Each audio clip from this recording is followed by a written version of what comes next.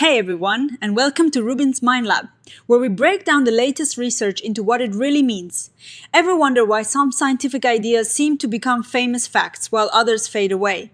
Or why some scientific results feel so solid and other times seem to come with a lot of ifs and buts? Today we're diving into a fascinating idea about how scientists actually do their work, and how we in the classroom can get a much better look inside. It is all about opening up what they call the black box of science. Imagine scientific research is like a mysterious black box.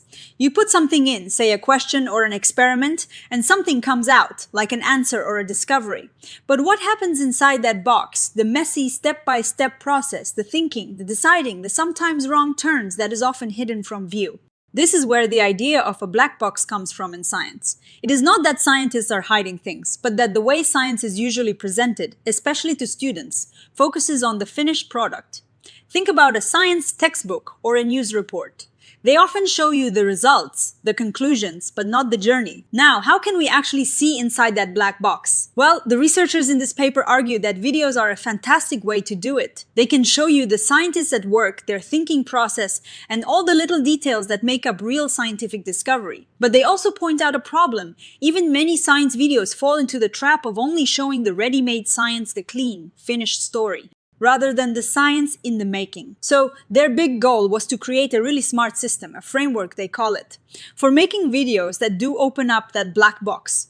They want these videos to not only show you what scientists are doing, but also how they are thinking, and to teach you, the viewer, important scientific reasoning skills along the way. This framework has different layers. The first layer, called the macro level, is like the blueprint. It uses ideas from science education itself, like how we learn science and how scientists reason.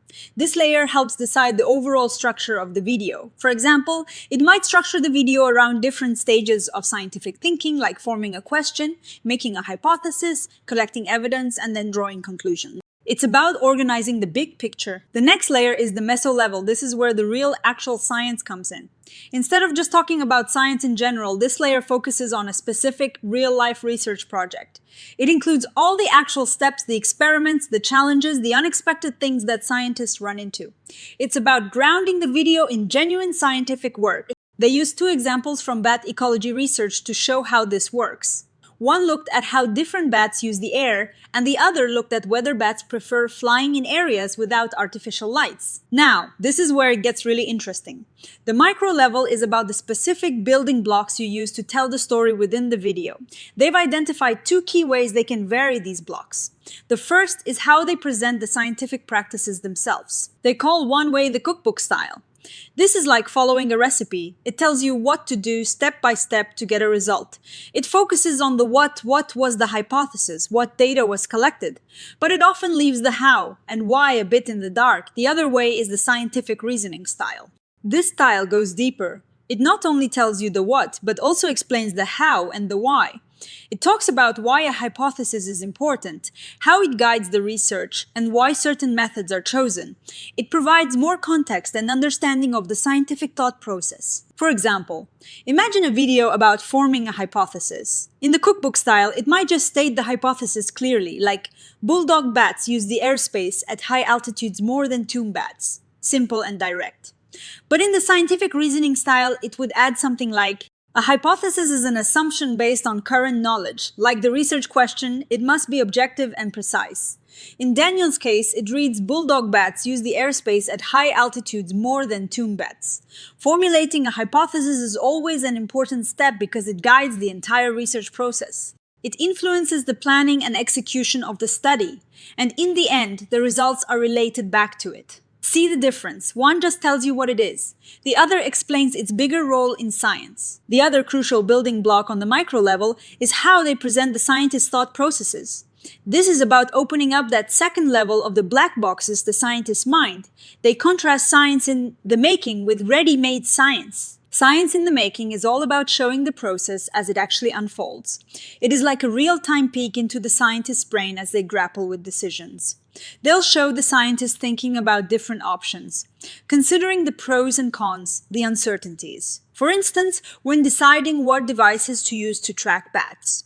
A scientist might talk about the trade-offs between wanting to collect a lot of data and the fact that the bats have to be able to carry the equipment. They'll discuss animal welfare, budget, and what is even possible.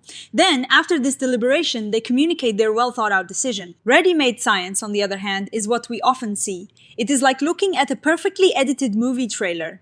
It presents the decision first, followed by a justification. For example, instead of showing the deliberation about bat trackers, it might just say, Daniel opts for loggers that measure temperature and air pressure, because GPS loggers, which can record data for many days, require batteries that are too heavy for the small bats. It gives you the outcome and why it makes sense, but it skips the actual back and forth thinking that led to it. The paper gives a great example of this with deciding on bat trackers. In Science in the Making, the scientist, Daniel, explains the dilemma. Of course, there is always a trade-off between what you would like to achieve, what data you would like to generate, and what is possible. For our case, we would like to generate data and find out where the animals are hunting. In other words, we would prefer to use GPS and record for many days, but that is simply not possible because the animals still have to carry these loggers. The loggers themselves don't weigh that much. They have miniature transmitters on them, sensors that are often used in cell phones or similar, but the batteries that these loggers need are relatively heavy. In other words, we really work with miniature batteries that provide just enough battery life for the sensors, but which the animals can still carry. Then he makes his choice. In ready-made science, you'd get the decision up front. Daniel opts for loggers that measure temperature and air pressure.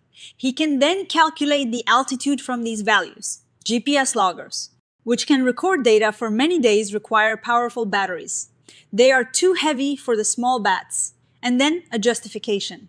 The core difference is showing the journey of thought versus just the destination and its reasons. So these micro-level building blocks, cookbook via scientific reasoning style and science in the making vs ready. Made science are incredibly powerful. By combining them, you can create different versions of the same video. This means researchers can actually test which approach works best for students. For example, they could create 4 versions of a video about a research project, one using cookbook style and ready. Made science, another using cookbook style and science in the making, a third using scientific reasoning style and ready-made science, and a final one using scientific reasoning style and science in the making. What is amazing about this framework is that it can be used for any scientific research process and across different scientific fields. It's not just about making bat videos, it provides a structured way to think about how we present science, aiming to make it more transparent and relatable. This research highlights an important point: scientific discovery isn't always a straight line. It is often messy, full of questions, and sometimes unexpected turns. By showing the science in the making and using the scientific reasoning style,